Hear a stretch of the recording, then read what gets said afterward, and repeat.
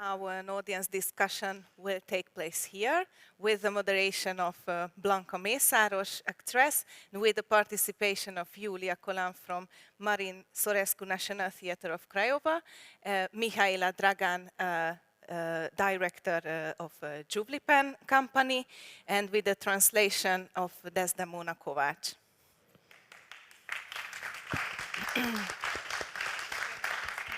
Jó estét kívánok! Nagy szeretettel köszöntök mindenkit, aki itt maradt az előadás után. Igazán nehéz megszólalni lelkes nézőként, mert életemben nem kaptam még ilyen feladatot, mint ami most itt velem történik, de nagyon hálás vagyok a Sziszónak, hogy itt lehetek, mert ez elképesztő élmény volt számomra ez a ma este. És hát elsősorban valahogy el kell kezdeni ezt a beszélgetést, és feltételezem, hogy van olyan ember itt még a teremben, aki most találkozik először a társulattal, a Julipen társulattal, és jó lenne, hogyha egy kicsit, Mihaélát fogom megkérdezni elsősorban, hogy csak így a magyarországi független színház alkotókkal párhuzamba véve, hogy hogyan lehet immáron több éven keresztül fenntartani Romániában egy feminista, roma, független színházat, hogy kik a ti nézőitek, hogy hogyan tudtok nyitni akár Románián túl, és hogy jött ez a koprodukció együtt Craiovával.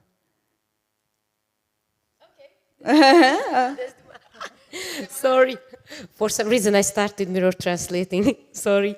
So it's very hard to find the words after such an amazing theater play for me. And my first question is, how can you operate a feminist theater in Romania? And who is your audience?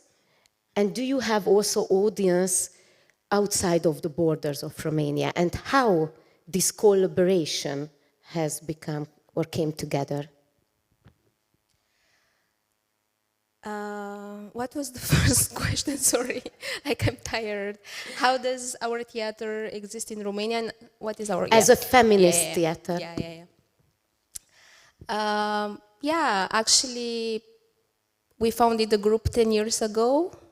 So yeah, we already have 10 years producing and creating independently theater projects, and not only.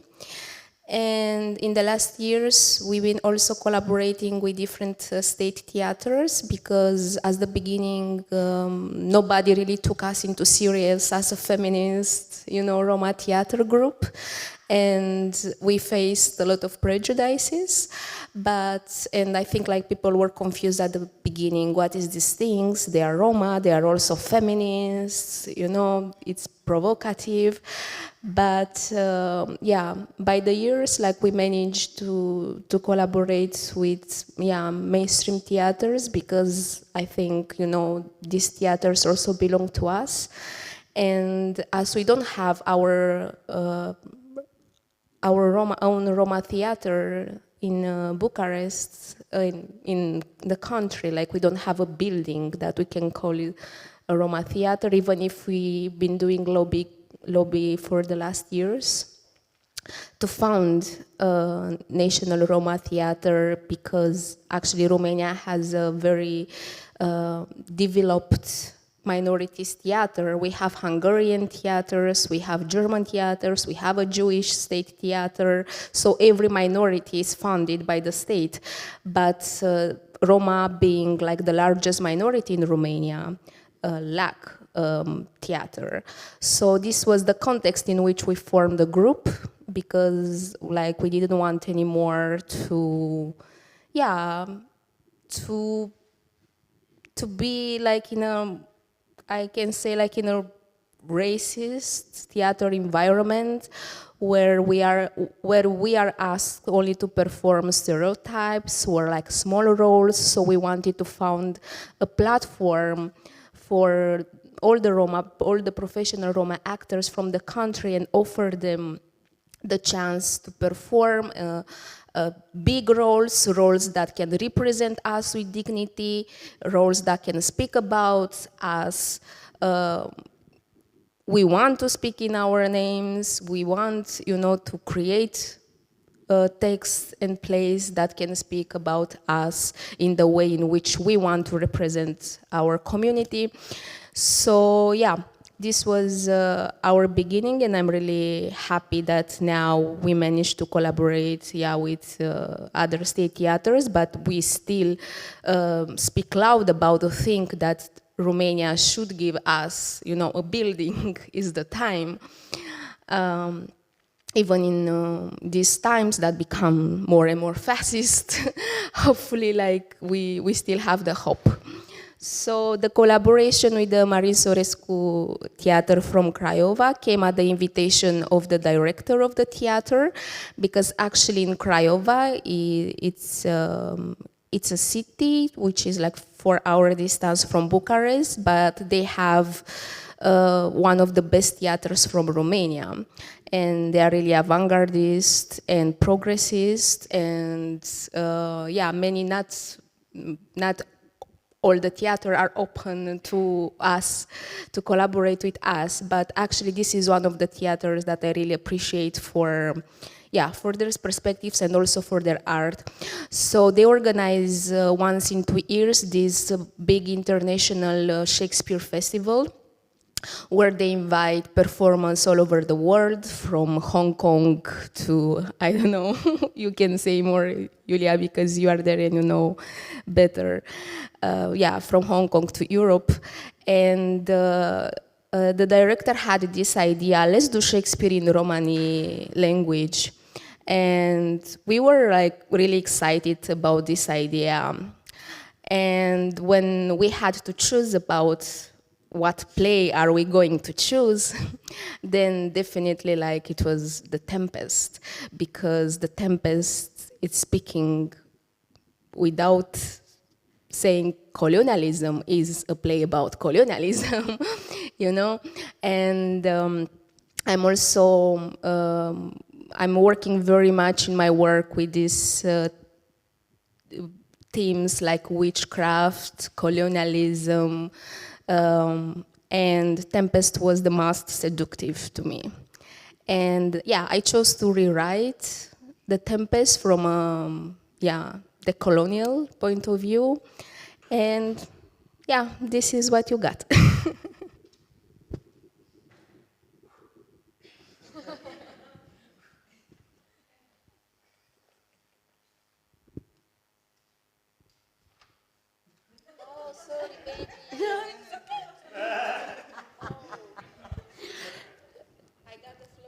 No, it was a good flow. It was a good flow. It was perfectly fine. I am taking my notes.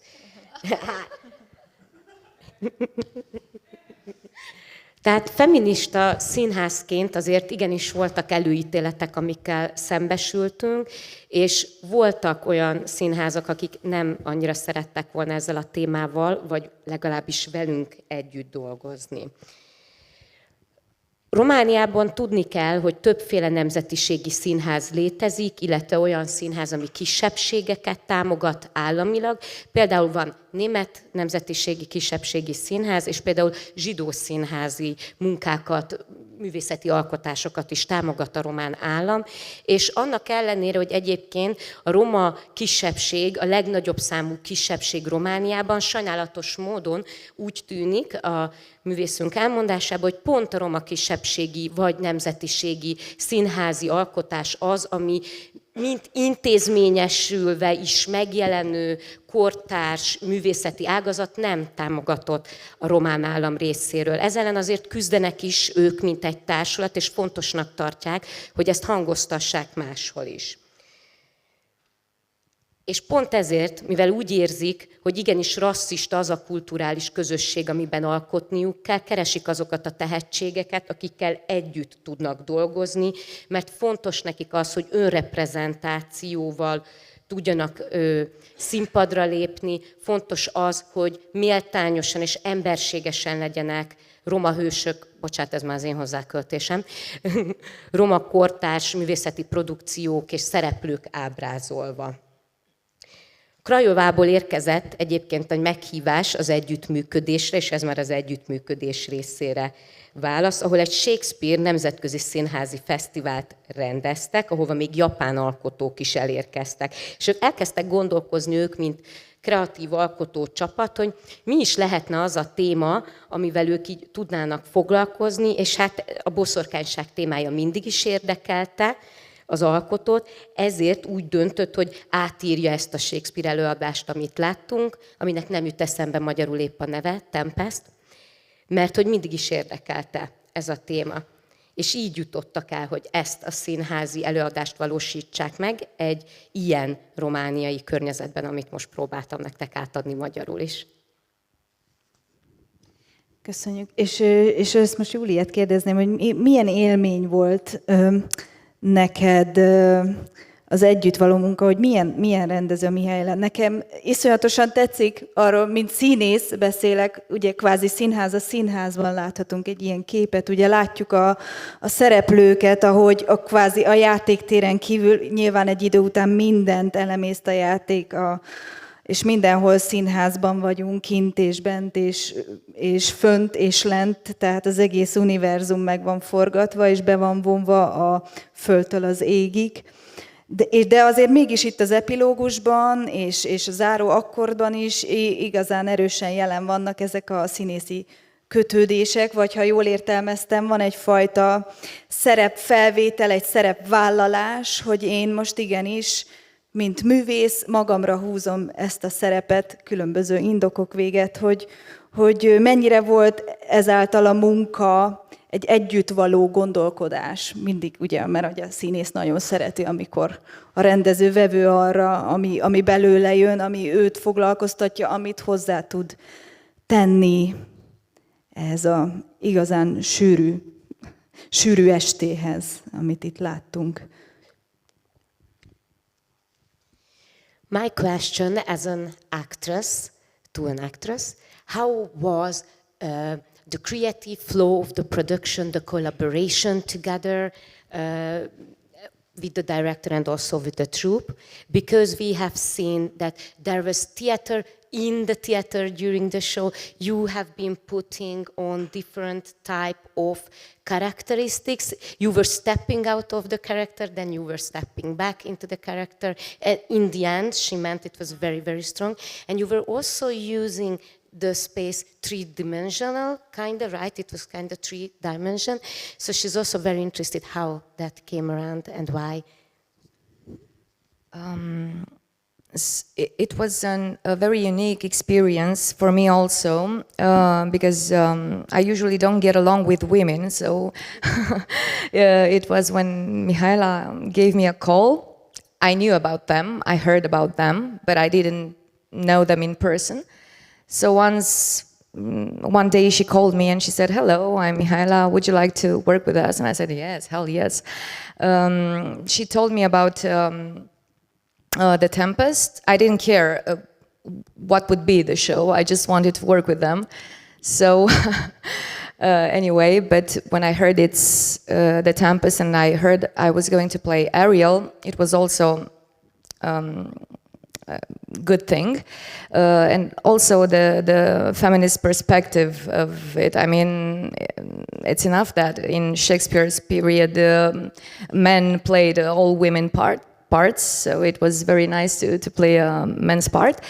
And about your question with the creative work and the personal thing, I mean, it's true. I went back to the theater after 45 days after my giving birth, because I was really afraid. It was a casting at that time at a famous director, Andrei Zsoldak, who's known for his madness and abusing actors, in certain ways, and psychological, I mean, not physical necessarily, whatever. And physically too. Like, you know, it was this scandal in Cluj in Romania when he was slapping an actress. Yeah, but they say it's debatable. Never mind. And I came back for the casting, and it was really hard. I mean, a very hard psychological moment for me. And yeah, he had this thing of calling actors his dogs, and he said, oh, would you like to become my dog? And yeah, I thought about it, and I said, not quite. I mean, I wouldn't like to be your dog, so I will go back home. And yeah, and like I say in the beginning, I mean, I always work with my instinct as an actress. It's just me in the character's place, me in the situation. I think that this was the work. Also, I try to find in Ariel things that would bring me close to it, to him, her. Yeah, I didn't compose a gender character, so, and I didn't think about this. I didn't want to think about it. I mean, it can be a woman, it can be a man. Irrelevant, I think. Thank you.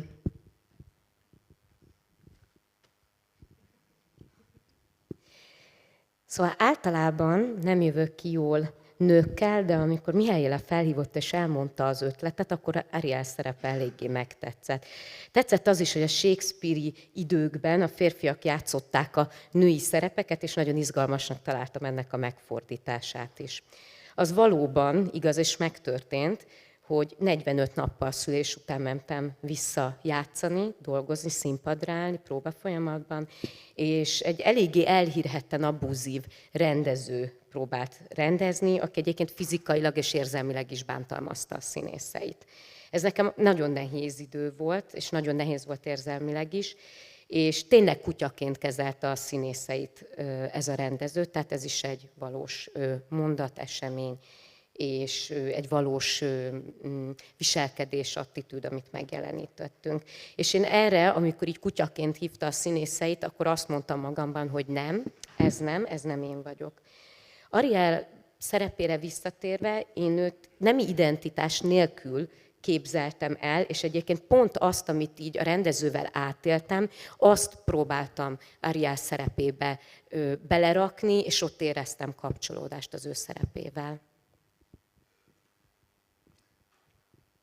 Ez lehet, hogy egy fura kérdés, de nehéz beszélni a látottakról, abból a szempontból, hogy valami igenis nagyon egyértelmű, és aztán van, ami egyáltalán nem hiszem, hogy átlépte már azt a küszöböt, vagy inger küszöböt a társadalmunkban, amiben jól meg lehet találni hozzá a szavakat, de hogy egyszerűen, hogy szerintetek mi értelme egy utópiának? De komolyan, és miért fontos, hogy a kisebbségi közösségek is el tudják képzelni a saját jövőjüket. Itt most egy kicsit arra akarok feszíteni, hogy a színháznak milyen ereje tud lenni, hogy érzékelitek-e, vagy kaptok-e olyan visszajelzéseket, hogy igenis az a negyedik fal az átszakad, és történnek, és beindulnak olyan reakciók, akciók, amiktől valahogy ez az egész szexista, diszkrimináció, eredetkeresés, felnövés történet valahogy úgy közelebb kerül valóban azokhoz a roma és nem roma emberekhez, akik megnézik a ti előadásaitokat.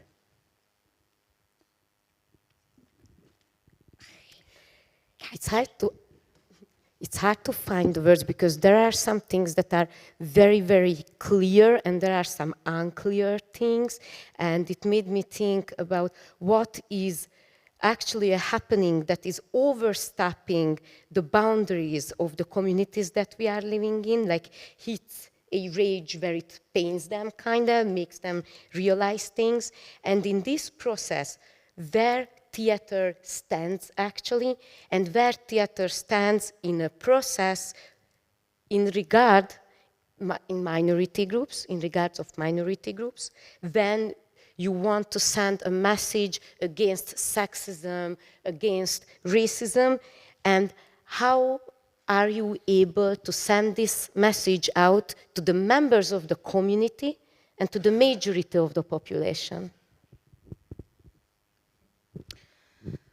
Like when we create a play, we don't think about our audience target, you know? Like, of course, all of our messages are more focused on the Roma community because we want people to feel represented, and we want people to think that theater is about us too. It's not only a luxury, it's not a gauge space, you know? But like most of our audiences, because I remember your last question that I didn't answer to that question.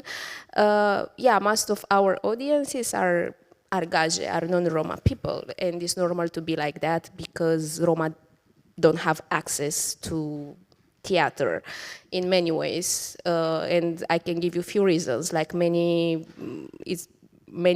communities are placed at the skirts of the city.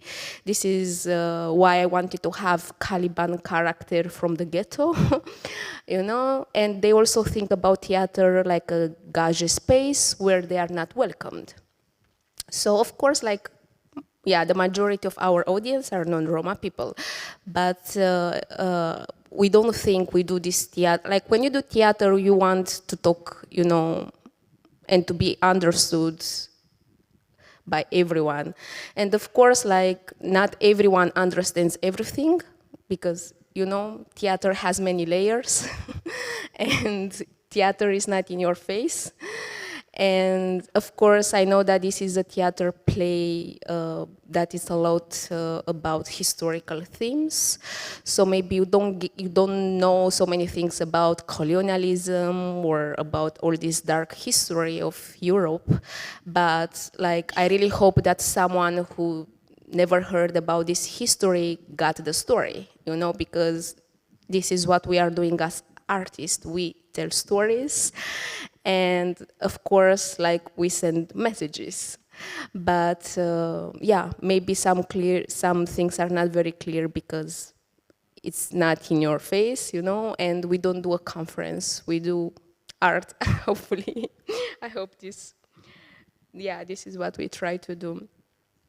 So, yeah, maybe afterwards, my hope is that the people will do also their own research, you know, and they will research more about the themes that they heard about in the play, like slavery too, you know, and they can research about Roma slavery too, and or the involvement or Christianity in colonialism, for example, or what is the role of, because like we also wanted to question why we are still doing Shakespeare nowadays.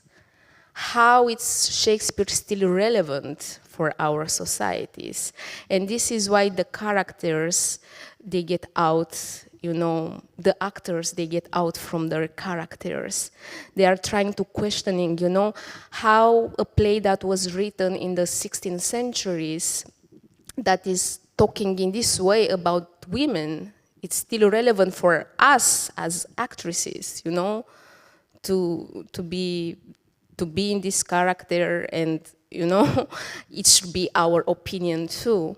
So this is why it was this construction where we still questioning why we are still performing Shakespeare, how relevant is it, and also about the power abuses from theater, like as you see Julia's character, you know, she's getting out from the role and she's questioning, you know, the fact that fuck theater in the end, you know, because theater didn't give me didn't reciprocate it for me, because again, is a man world, you know. So we have all these theater directors who are men, and yeah, maybe Shakespeare, we didn't progress so much from the 16th centuries, from the Shakespeare, you know, societies until nowadays. And this is why Sycorax has this discourse when she says it's 1791, and she's talking about things that are still a problem, you know, in 2025. And I chose the year 1791 because it's a big year of revolution. It was the first revolution in Haiti, and Haiti inspired all the other colonized people to make revolutions, because until that time, you know, like all the Africa or the global South was, it was slavery, it was forced work and so on. So you see, it's like we are in 2025 and there are still no colonial projects in 2025, and I can name a few of them if you want.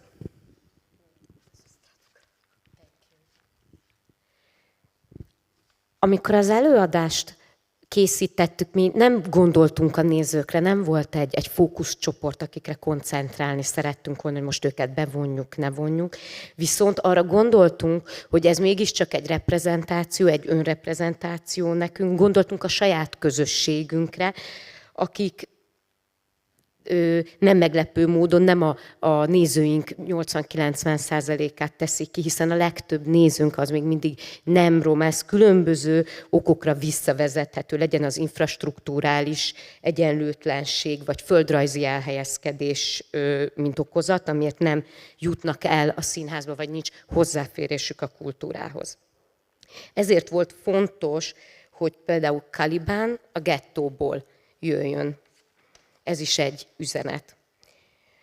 Úgy gondolom, hogy a színház az nagyon rétegelt, nem feltétlenül kell, hogy minden az ember arcába legyen nyomva. Jó az, hogy egy kis gondolkozni valót visz el magával haza a néző, és ha nem is értett meg mindenki minden rétegelt üzenetet, ha már csak annyival távozik, hogy Európa sötét múltjával egy kicsit szembe tud nézni, amire nem annyira reflektálunk, például a rabszolgaságra, a roma emberek, közösségek rabszolgaságára Európában, és elvégez saját kutatásokat, és utána jár, és utána találkozik például a kolonizációs történelemmel, amivel nem nézünk szembe, akkor már sokat adtunk.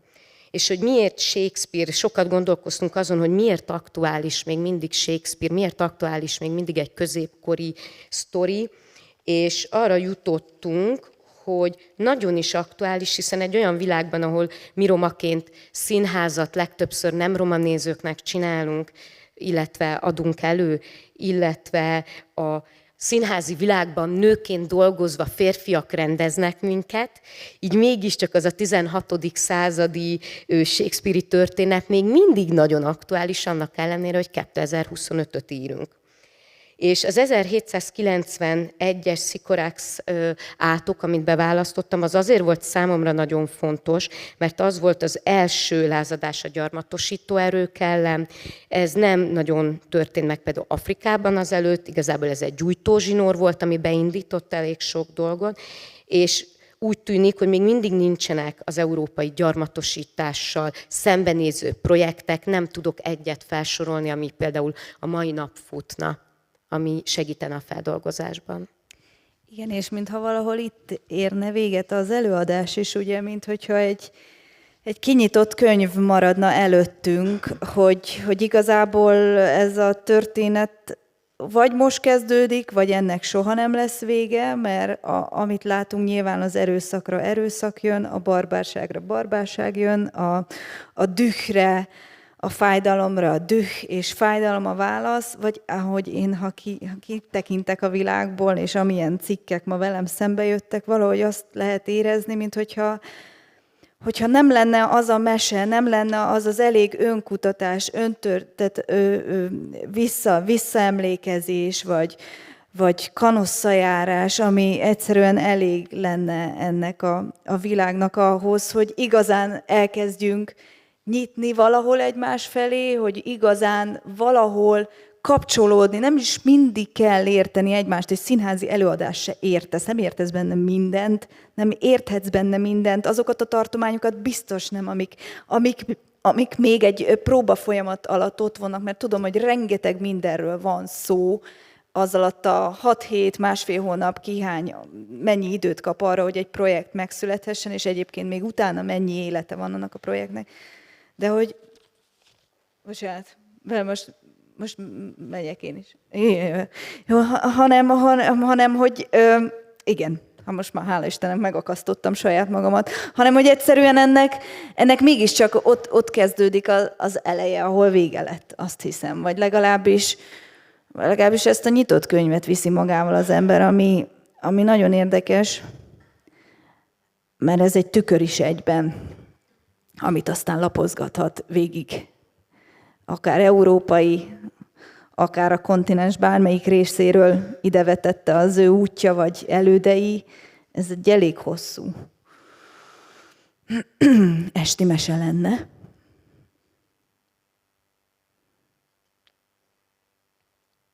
De azt hiszem, hogy valami ilyesmi a szándék. So I feel like you have left an open book, which is also kind of a mirror, which can be turned from page to page with the ending, because she thinks that she saw that the message kind of for her was that to hurt was the answer, to anger was the answer, to racism was the answer. And this is something that is good if people can reflect, but where is the end, and can it end actually? That's a big question on her mind. And without remembrance of the history and the past, how can we face with this, and how can we be open to each other, and how can we connect with each other?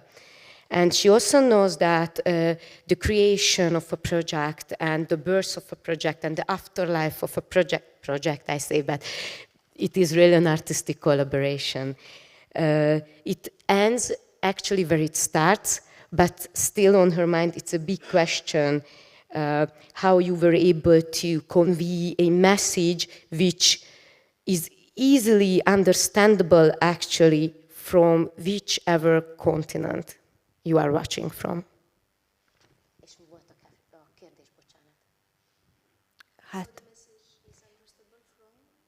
For all continents.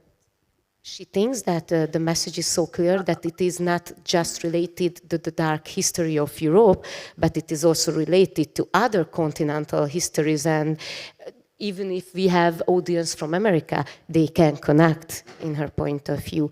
And now I'm asking the question. Hát az, hogy igazából azt érzem, vagy én kérdezem, hogy valahogy az az olvasatom, hogy vagy kell-e ilyen olvasat, hát ez is, most mit akarok én összefoglalni itt egy előadás után, ugyan már. De valahogy mégiscsak azt érzem, hogy minden embernek először is abba a tükörbe kell belenéznie, abba a nyitott könyvbe, hogy ott tehát visszalapozzon addig, amíg egyszerűen a másik felé tudna fordulni, mert addig valahogy ez egyszerűen szinte a meg nem érthetetlenség zajlik. Ez most a zárás, ez az összefoglalás? Nem, ezt most én mint az előadásra értettem, hogy valahogy én ezt olvastam ki, vagy ezt a nyitott könyvet kaptam meg a végén, és egyébként ez nagyon jól esett, és nagyon, ez valahogy nagyon nehéz ezzel hazamenni, minden más expresszív elem, és minden, amit láttam és hallottam a szereplőktől. És hát nem beszélve a felnövés történet, ami mintha soha nem érne véget, tehát mindig kutatjuk magunkat, önmagunkat, hogy kik voltunk és honnan jövünk. Úgyhogy hát itt most én elmélkedtem, elnézést kérek. No, it was a nice summary. So if you don't mind, I will translate, and maybe after that, opening the question to the audience. Maybe if you don't mind. So maybe they if also somebody have. Would you like asking? Én azt akartam még mondani, vagy kérdezni, hogy alkotópartnerek, hogy voltak-e, vagy Mihály, minden a te kezedben van, a díszlet, a zene, Tehát, hogy a ruhák, tehát, hogy ez csak egy, ezt, hogy így, hogy vannak-e alkotópartnerek, vagy tényleg együtt, ezt így együtt csináltátok? When it comes to costume designs or the landscape of the theater show, like all of the things, are you handling that alone, or is it a real teamwork, collaborative work, without pejorative real teamwork? So are you the one coming up with the whole image, the music, or are you doing that together or with other partners maybe? No, definitely we are doing this together, and like first of all, like the costumes were created by Zita Moldovan, one of the performers of the show, because she's also a fashion designer. And we definitely discuss a lot before how do we imagine the Shakespearean dress in a Roma way, you know, and we discussed about each character, like how the slaves to have the same color, that green, and we, of course, we wanted a sexy costume for Julia, because you know she's sexy and and also like she's abused by Prospero, so. She's, you know, even the chair, the red chair, the BDSM chair was discussed before with the stage designer. I wanted to have a reimagined Europe, a map of Europe from the colonial times. So I chose together with the stage designer one of these maps, and we reimagined with the territories that Europe, you know, shared between them. And the music we also created together, like each of them like contributed or entirely wrote their own songs. So this was definitely the credit that they deserve for the songs. And it was another song that we had to remove it from the show, and it was written by me. But beside this, like everyone was creating their own songs, and we discussed about what should be the song, and yeah, because yeah, they all have beautiful voices and talent. So yeah, that was the construction. Köszönöm. Thank you so much. Csoportban dolgoztunk együtt, és igazából minden kosztümnek óriási szerepe volt, mindenkivel egyesével. Egyébként átbeszéltük azt, hogy például milyen zene legyen, mindenki magának írta a dalszövegeket, tehát ez is egy óriási teljesítmény, hiszen nagyon tehetségesek, nagyon jó hangjuk van. Zita Moldován egyébként divattervező is, nem csak színész, és ő tervezte a kosztümöket. Mindennek, még a zöld színeknek is jelentése volt, a BDSM bársonyszéknek is jelentése volt, tehát a legaprólékosabb odafigyeléssel és csoportmunkával, közös kreatív alkotással próbáltuk összerakni, összehozni az egész előadást, nem csak zeneileg, nem csak színpadképileg, hanem akár szövegileg is. És sokat konzultáltunk szakemberekkel, például színpadképtervezőkkel. Köszönöm szépen. Én most egy kicsit ezt kinyitnám, és már nem nagyon van időnk, de hogyha maradt még kérdés, az jó lenne, hogyha elhangozna. Nekem van sok, de erre most már nem lesz itt idő ma este. Úgyhogy nem tudom, hogy valaki esetleg a nézők közül? Somebody from the audience, maybe?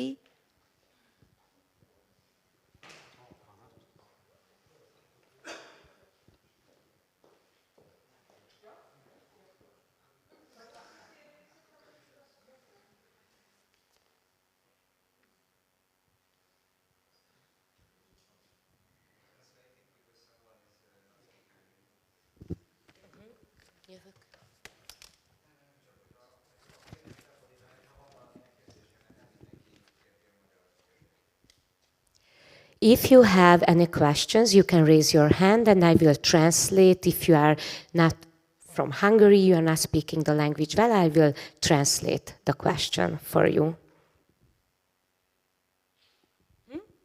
I saw a hand. No? Okay. Jó, akkor viszont én nagyon-nagyon szépen köszönöm, és iszonyatosan hálás vagyok a Sziszónak, hogy egyáltalán itt lehettem, és elképesztő élmény volt, úgyhogy megyek vissza a 1,5 éves kislányomhoz, aki már most írt a férjem, hogy alszik, úgyhogy és húzzuk együtt az igát, és én nagyon sokat kaptam ezen az estén tőletek, és remélem, hogy tudok jönni holnap is, és köszönöm szépen mindenkinek, köszönöm a figyelmet. Thank you so much for this amazing experience. Now I will go back to my 1.5 years old baby. My husband just wrote to me that the baby is asleep already. I hope I can come tomorrow because I received so much from this theater play. I am deeply touched and inspired. So let's this work together, girls. Thank you for having me here. Thank you. Thank you so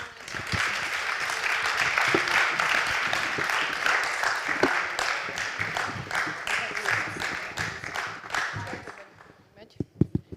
Nagyon szépen köszönjük mindenkinek, hogy velünk voltatok, de érdemes még velünk maradni, mert a 234-es teremben Lakatos Gabi Gab koncert lesz. Köszönjük. Thank you so much for staying with us. It is worth staying still because we will have a fantastic concert in room 234. Lakatos Gabi Gab will have a gorgeous concert. Let's go and dance.